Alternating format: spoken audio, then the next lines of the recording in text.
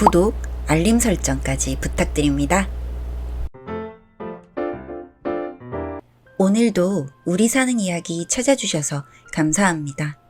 사연자분이 보내주신 이야기 시작해볼게요. 안녕하세요.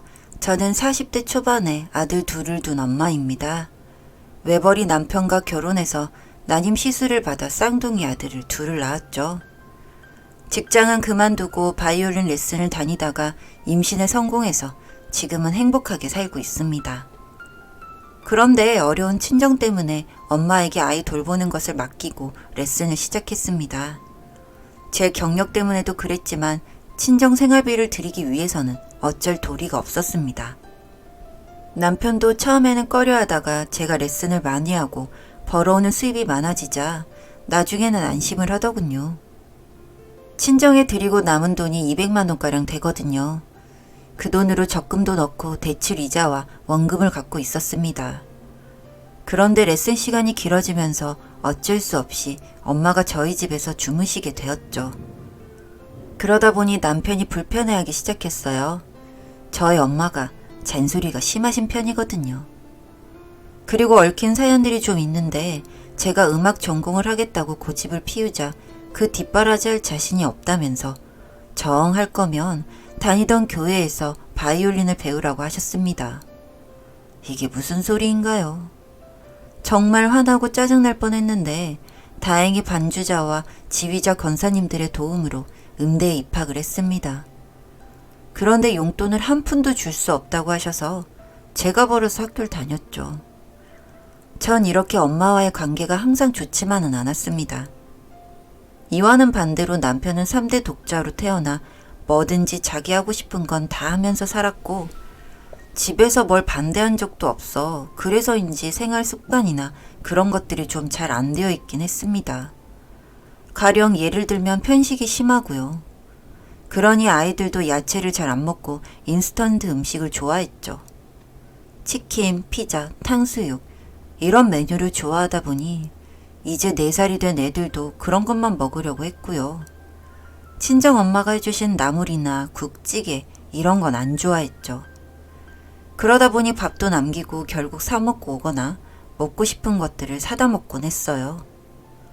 그러니 매일같이 엄마와 다투게 되고 결국 엄마는 저희 애들 돌보는 것을 그만두게 되셨습니다. 생활비를 들여야 하는데 저는 레슨을 그만두고 집에 있을 수는 없어서 베이비시터를 썼어요. 소개를 받아서 채용한 건데 키도 크고 늘씬했고 호감 가는 외모이다 아주 성실했습니다. 전 그 친구를 믿고 애들 둘을 맡겼죠. 그 친구는 아동학과 전공을 한 대학원생이었어요. 집이 어려워서 제가 레슨 가는 시간에만 와서 애들을 봐주고 갔죠. 저는 베이비시터에게 같이 있는 동안 음식은 마음껏 먹고 아이들만 잘 돌봐주면 되니까 너무 이것저것 신경 쓰지 말고 편하게 지내라고 했습니다. 그리고 어차피 CCTV도 있고 걱정할 염려가 없었으니까요. 그런데 그건 오로지 제 생각이었을 뿐 머지않아 사건은 크게 터졌습니다. 시터로 일하는 학생이 누가 봐도 눈길을 끄는 예쁜 여자라는 사실을 제가 잠시 잊고 있던 거죠. 제가 자리를 비운 시간에 남편이 일찍 오게 되면서부터 남편과 시터는 시간을 자주 공유하게 되었습니다. 남편은 처음엔 일하러 온 사람이구나 했다가 점점 마음이 동했던 것 같습니다. 이 사실을 알게 된 계기도 기가 막힌 게 애들이 어린이집 가고 나서 남편은 그 시터와 만나기 위해 하루 연차를 내고 둘이 짧은 여행을 다녀온 거였습니다. 바닷가에 가서 바람 쐬고 왔던 것 같더군요. 그런데 바보같이 너무 둘이 즐거웠던지 애들을 데리러 가야 하는 시간에 늦어버린 것이었죠. 선생님한테 연락을 받고 무슨 일이지 싶었는데 바로 다시 연락이 오는 겁니다. 애들 아빠가 왔다고요. 그래서 그런가 보다 하고 넘겼었어요, 그 일은. 그런데 또 하나의 일이 일어난 거였습니다. 저희는 원래 집에는 차가 2대고 각자 1대씩 쓰는데 어느 날 제 차가 고장이 나서 남편 차를 쓸 일이 있었습니다. 그런데 어디선가 반짝이는 게 보여서 보니까 차에 떨어져 있는 여자의 귀걸이였어요. 그걸 보는 순간 제 가슴이 심하게 흔들렸던 것 같습니다. 믿고 싶지 않았지만 잔잔한 일상의 파문이 일기 시작했죠. 혹시나 싶어 블랙박스 칩을 들여다보니 이미 업데이트가 된 다음이었고 용이 주도한 남편의 태도에 경악을 했죠. CCTV를 돌려봤지만 집안에서는 특별히 무슨 문제가 보이진 않았습니다. 프로그래머인 남편이 미리 삭제한 것 같았어요. 안 되겠다 싶어 이젠 외출해서 운전을 할 때나 이동할 때 아예 영상을 실시간으로 확인하는 버릇이 생겼죠. 그러던 어느 날 남편이 일찍 퇴근해서 아이들이 없는 시간에 시터와 입을 맞추고 관계를 맺는 것을 실시간으로 확인하게 되었습니다. 아마도 격정을 참지 못해 일어난 일이었겠죠. 저는 바로 녹화를 뜨고 증거로 남겼습니다. 정말 분노에 차서 두 사람을 다 죽여버리고 싶은 심정이었으니까요. 일단 증거 하나는 남겨두고 남편의 행동을 유심히 지켜봤습니다. 처음에는 감추고 애써 모르는 척 하려는 것처럼 하다가 나중에는 제가 있는 앞에서도 두 사람의 애정을 드러내기까지 하는 겁니다. 결국 전 남편의 차에 보이스 레코더를 장착해놨고 블랙박스와 제 핸드폰이 연동하도록 장치를 걸어놨습니다. 그리고 얼마 되지 않아 두 사람이 컷댄스 현장이 바로 제 폰으로 들어왔죠. 빼박 증거였습니다.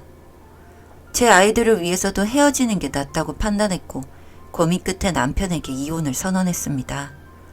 처음에는 놀라더니 나중에 둘의 관계를 이미 알았으니 난 용서할 수 없다며 끝내자고 했죠.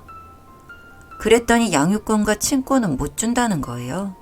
정말 인간이기를 포기한 거죠. 전 안 되겠다 싶어 이혼 전문 변호사를 찾아가 소송을 걸었습니다.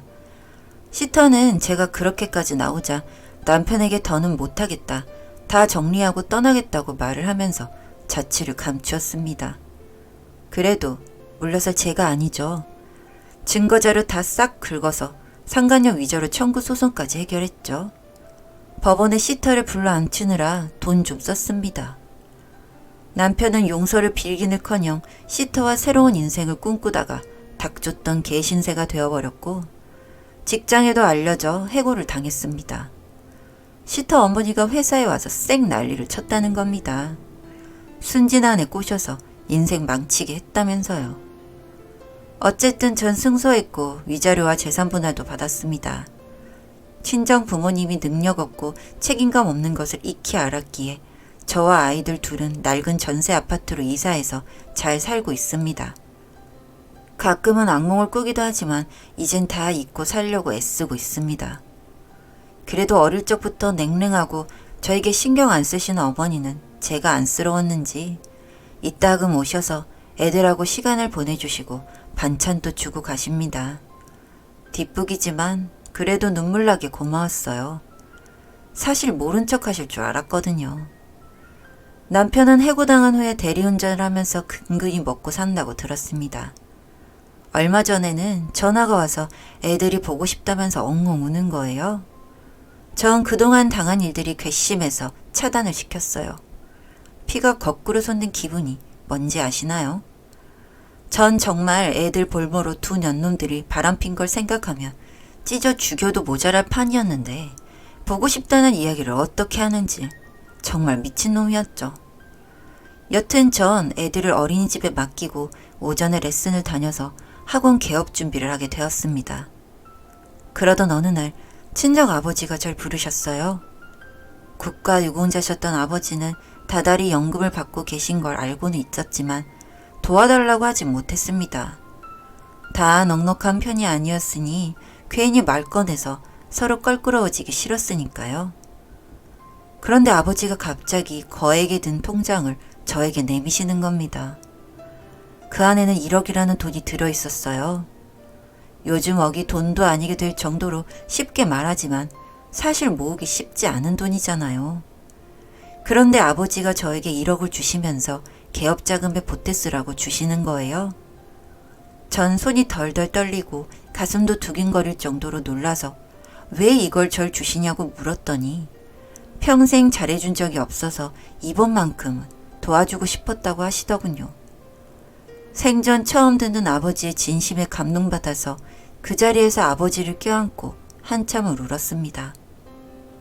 그래서 다행히 대출 안 받고 음악학원을 개업해서 피아노 전공한 부원장쌤하고 같이 열심히 아이들을 가르치고 있습니다. 저희 애들은 다음해면 이제 초등학교에 들어가고요. 어느덧 세월이 이렇게 흘러갔네요. 가끔 아빠의 존재에 대해 묻기도 하지만 전 외국으로 돈을 벌러 갔는데 돌아오시면 그때 만나자고 했습니다. 아들들이라서 마음이 더 아프지만 전 아직 남편을 용서할 수 없었으니까요. 그래도 정신을 차렸는지 가끔 양육비를 보내곤 합니다. 헤어진 후 처음 2년간은 한 푼도 줄 수 없다고 버티더니 뭔가 아버지 역할을 해보고 싶었던 것 같습니다. 시터는 그 이후 이 남자 저 남자를 만나더니 결혼을 한다면서 청첩장을 보내는 것을 제가 우연히 보게 되었습니다. 지인 대학 후배더라고요. 전 그 시터의 시댁들 집과 신혼집을 알아내어 정확히 받아볼 수 있는 날 외도의 모든 증거와 사건 파일들을 동봉해서 등기로 보냈습니다. 나중에 들은 말로는 별거에 들어갔다고 하더군요. 저희 가정은 깨부셔놓고 혼자 잘 살게 놔둘 수는 없었으니까요. 저를 찾아와 가만두지 않겠다면서 엄포를 놓길래 마음대로 하라고 했습니다. 이미 죄인은 너지 내가 아니라는 말을 해주었죠. 인생을 살면서 잠시 실수한 걸 가지고 사람을 죽이려 하냐고 하길래 너는 실수였겠지만 우리는 그게 마지막이었다고 했고 다 끝난 얘기니 한 번만 더 찾아오면 경찰에 신고를 하겠다고 했습니다. 그 후엔 보이지 않고 있습니다. 지도 양심이란 게 있는 모양입니다. 아마도 평생 잊지 못할 끔찍한 사건이었지만 마음의 치유를 받고자 노력 중입니다. 좋은 날 올 거라고 믿습니다. 오늘도 아이들과 열심히 살아가려고 합니다. 긴 글 읽어주셔서 감사합니다. 사연은 여기까지였고요. 우리 사는 이야기 시청해주셔서 감사합니다.